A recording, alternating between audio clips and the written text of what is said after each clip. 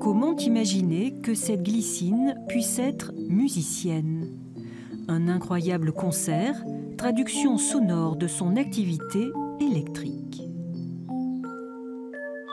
L'activité électrique, c'est tout le comportement de la plante par rapport à tout ce qui se passe tout de suite avec l'extérieur de la plante. C'est-à-dire quand on passe, quand un oiseau arrive, etc., la plante va tout de suite avoir une dimension d'activité électrique liée à son environnement proche.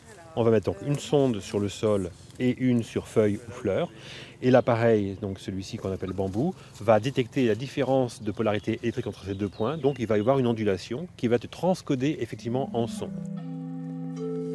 La musique des plantes, c'est le jardin secret que Jean et Frédéric Tauby ne cessent d'explorer dans leur immense pépinière, au point d'être devenus musiniéristes, selon le terme qu'ils ont inventé, fascinés par les orchestrations obtenues. La partition végétale est parfaite. Il suffit d'y associer des instruments.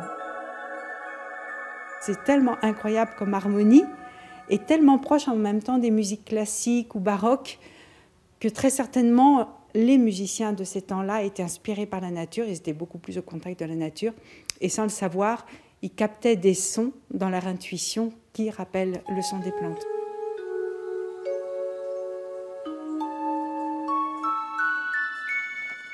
Nous, on est simplement pépiniéristes et avec une bonne expérience des plantes, c'est ce qui fait qu'on a d'excellents sons ici dans la pépinière et au jardin botanique.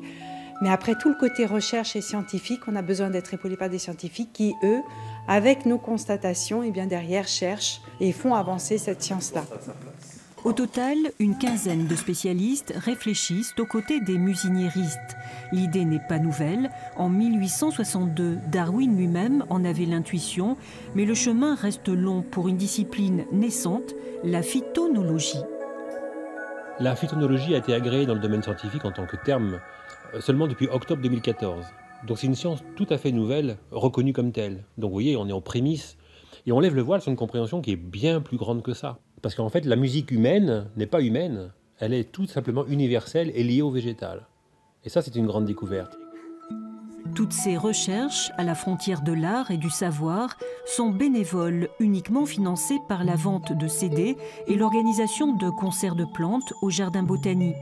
Bref, un travail de fourmi pour ces musiciens en herbe, si petits dans la jungle de l'univers.